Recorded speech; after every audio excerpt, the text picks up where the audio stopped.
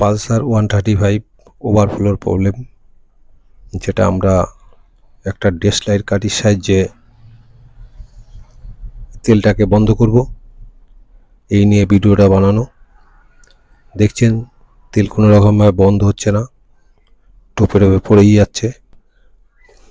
তো এর কারণ হলো কার্বোরেটর প্রবলেম। কার্বোরেটরের কোনো অংশে যে ফ্লোট পিন আছে সেখানে এর প্রবলেমটা এসে দাঁড়িয়েছে। তা এর জন্য আমাদের প্রথমে যে কার্বোরেটরের হোস পাইপের ক্ল্যাম্প আছে, ক্ল্যাম্পটাকে আমাদের খুলতে হবে। ক্ল্যাম্পটা দুটো ক্ল্যাম্প দু সাইড থেকে খুলে নিলে কার্বোরেটরটা আরামে একটু টান মারলে বেরিয়ে যাবে। তো আমরা ক্ল্যাম্প দুটো খুলে নিচ্ছি। ওভারফ্লো প্রবলেম দু রকমভাবেই হয়। ফ্লোট পিনে কোনো নোংরা জমলে বা ফ্লোট পিন খারাপ হলে, এই দুটো কারণেই কিন্তু ওভারফ্লোর প্রবলেম আসে। তা আমরা খোলার পরে বুঝবো যে এর ওভারফ্লোর প্রবলেমটা কোথা থেকে এসছে, সেটাকে আমরা ঠিক করব। তো আমরা কার্বোরেটরটাকে ইঞ্জিন থেকে আলাদা করে দিলাম। এবারে এর দেখতে পাচ্ছেন গায়ে প্রচুর নোংরা জমে আছে। নোংরাটাকে আমাদের ক্লিন করতে হবে। আগে নোংরা ক্লিন করার পরেই তারপর কার্বোরেটরটাকে আমরা খুলব। তো এর জন্য ক্লিন করার জন্য আমাদের যেটা করতে হবে সেটা হলো আমাদের কিছুটা পেট্রোল নিতে হবে। পেট্রোল নিয়ে কার্বোরেটরটাকে প্রথম ভিজাতে হবে। গায়ে পেট্রোল দিয়ে ভিজিয়ে দিলাম। এর গায়ে পেট্রোল দিলে কি হবে, যে উপরে যে ধুলোবালি লেগে একটা লেয়ার পড়ে গেছে সেটা কিন্তু নরম হয়ে যাবে। আর নরম হওয়ার কারণেই আমাদের হাওয়া মারলে ওটা কিন্তু খুব পরিষ্কার হবে। দেখুন কত সুন্দর পরিষ্কার হয়ে যাচ্ছে। তো এরকমভাবে কার্বোরেটরটা পরিষ্কার করে নেবেন, কারণ কার্বোরেটর সারা বডি ফডি সব পরিষ্কার করে নিলে দেখতেও ভালো লাগে, কাজটাও ভালো হয় এবং যার গাড়ি সেও খুশি হয়। তো এই কারণে কার্বোরেটরের উপর তেল দিয়ে একটু হাওয়া মারলে কিন্তু কার্বোরেটরটা পরিষ্কার হয়ে যাবে। তো যাই হোক, এবার আমাদের যে কাজটাই আসল সেটাই আমরা এবার করব। যে ওভারফ্লোর কেন বন্ধ হচ্ছে না সেটাকেই আমরা দেখব। তো এর জন্য নিজের বাটির যে 3টে স্ক্রু আছে, স্ক্রু 3টে প্রথমে আমাদের খুলে নিতে হবে। 3টে স্ক্রু খোলার পরেই বোঝা যাবে যে প্রবলেমটা কোথায় আছে। যাই হোক, আপনারা আমাদের ভিডিওটা দেখছেন, এটা আমরা খুবই খুশি। আর যারা নতুন দেখছেন তাদের বলছি চ্যানেলটিকে সাবস্ক্রাইব করুন। আরও এর আগেও ভালো ভালো ভিডিও পাওয়ার জন্য বা সাবস্ক্রাইব করলে আমাদেরও ভিডিও করার ইচ্ছা থাকে, সেদিকে একটু খেয়াল করে আপনার চ্যানেলটিকে সাবস্ক্রাইব করুন। তো যাই হোক, আমরা কার্বোরেটরটাকে 3টে স্ক্রু খুলে আলাদা করে দিলাম। এটা প্রচুর জাম হয়ে গেছে, অনেক দিন ধরে খোলা হয়নি। যাই হোক, ঢুকে খুলে নিলাম। এবার ভিতরটা ভালো করে হাওয়া মেরে দিচ্ছি, জেটগুলোকে হাওয়া মেরে দিচ্ছি। যে যতগুলো ফাঁকা আছে সবগুলোকে হাওয়া মেরে নেওয়াই ভালো, কারণ কোথাও জাম থাকলে সেটাও পরিষ্কার হয়ে যাবে। তো এই জন্য আমাদের ভালো করে পরিষ্কার করা দরকার। তো এবার আমরা যেটা করব সেটা হলো, এই যে ফ্লোট পিন আছে, ফ্লোট পিনটাকে আমরা স্ক্রুটাকে খুলে নেব, খুলে বাইরে বার করে নেব। এই যে ফ্লোট পিন, ফ্লোট থেকে আলাদা করে দিলাম। ওই যে ফ্লোট পিনটা দেখতে পাচ্ছেন। আর ফ্লোটটা যত সম্ভব ভালোই আছে।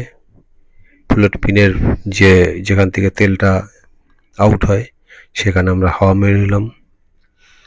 তাতে দেখা যাচ্ছে যে ভিতরে নোংরা তো নেই, কিন্তু যে রাস্ট গুলো জমে তেলের, সেটার জন্য কিন্তু এটা প্রবলেম হতে পারে। তো এর জন্য আমরা দেশলাই কাঠি নিয়ে, যেটা বারুদের দিক আছে সেটাকে নিয়ে ভিতরে একটু হাত দিয়ে ঘষে দিলে কি হবে, অনেক সময় যে লেয়ারগুলো বসে সেই লেয়ারগুলো কিন্তু পরিষ্কার হয়ে যায়। তখন কিন্তু ফ্লোট পিনটের যে জায়গাটা আছে সেটা অনেক ক্লিন হয়ে যায়। এরকম আমি অনেক গাড়িতে করেছি, কাজ সাকসেস হয়েছে। এটা দেশলাই কাঠি দিয়ে পালিশ করার পরে ওই জায়গাটা ভালো করে হাওয়া মারতে হবে, কারণ যে বারুদগুলো আছে সেগুলো কিন্তু ভেঙে যদি ভিতর ঠেকে থাকে তাহলে কিন্তু ওভারফ্লোট হতে পারে। তার জন্য হাওয়া মেরে পরিষ্কার করে নেবেন। আর এটা আছে ফ্লোট পিন ভালো আছে। যাই হোক, আমরা এটাকে এবার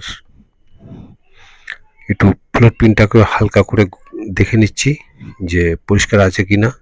এবার বসিয়ে একটুখানি মুখ হাওয়া মেরে দেখে নেব মুখ দিয়ে যে ফ্লোট পিন সঠিক আছে কি না। সঠিকই আছে। এবার আমরা ফ্লোটটাকে পিনের সঙ্গে যুক্ত করব।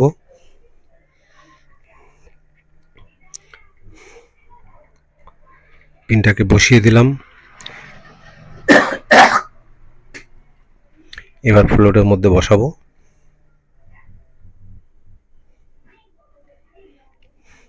এবার আমরা যে পিনটা আছে পিনটাকে ঢুকিয়ে স্ক্রুটা টাইট করে দেবো। তাতে কি হলো, ফ্লোটটা লক হয়ে গেল। যেটা করার নিয়ম, আর এটা সবারই করতে হয়, এই স্ক্রুটাকে টাইট করলে ফ্লোটটা লক হয়ে যাবে। তো এবার আমরা একবার দেখে নেব যে হাওয়া বেরোচ্ছে কিনা। তার জন্য একবার যে বাটিটা আছে, বাটিটা নোংরা সেরকম নেই, তাও আমরা পরিষ্কার করে দিচ্ছি। এটা প্রবলেম যত সম্ভব হয়েছে যে রাস্ট পড়ে গেছিল, রাস্ট পড়ার কারণেই, এমনি কোনো নোংরা পাইনি আমরা।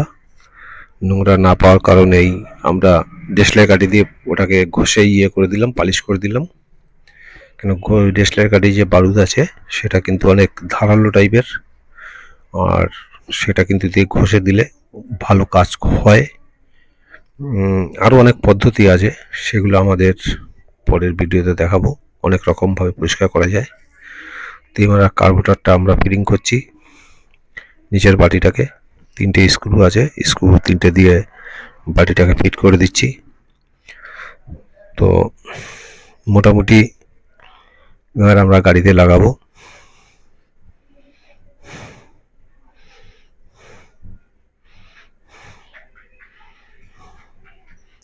প্রথমে আমরা কার্বোরেটরটাকে মানে বসাবার জন্য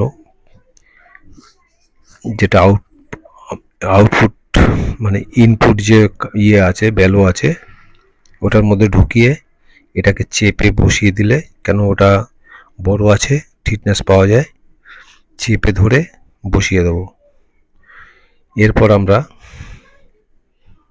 ক্ল্যাম্পটাকে, অনেক সময় দেখবেন যে ওখানে দুটো মানে সাইডে রাবার টাইপের আছে, ওটা দেখবেন ভিতরে ঢুকে না যায়।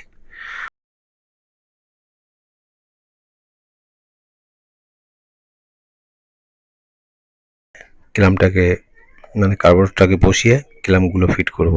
তো কার্বোরেটরটা মোটামুটি একটু অসুবিধা হচ্ছে, ওটাকে আমরা বসাবার চেষ্টা করছি। বসে গেছে,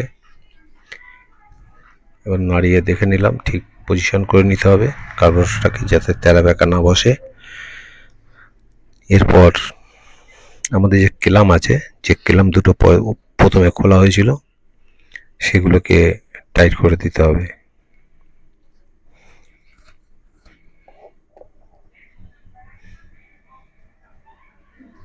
এবার আমরা ক্ল্যাম্পটাকে টাইট করে নিচ্ছি। দুপাশে দুটোই ক্ল্যাম্প যেটা আছে সেটাকে কিন্তু আমাদের টাইট করে নিতে হবে। এবার যে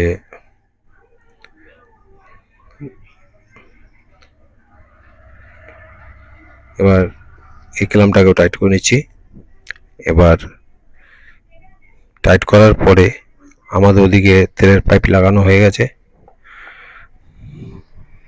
এবার অ্যাক্সিলারেটরের যে কেবিলটা আছে, অ্যাক্সিলারেটর কেবিলটাকে আমরা লাগিয়ে নেব।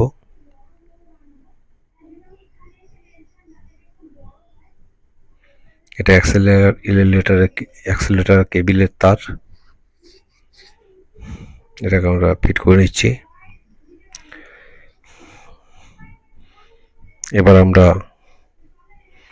এটা কমপ্লিট হয়ে যাওয়ার পরে আমাদের কিন্তু এদিকে কেবিল লাগানো কমপ্লিট। আমরা তেল ছেড়ে দিয়েছি, তেল কিন্তু এখনও আসছে না। আমরা দেখছি তেল আসছে কিনা, তেল কিন্তু আসছে না। তো এবার আমরা গাড়িটাকে স্টার্ট করে দেখব।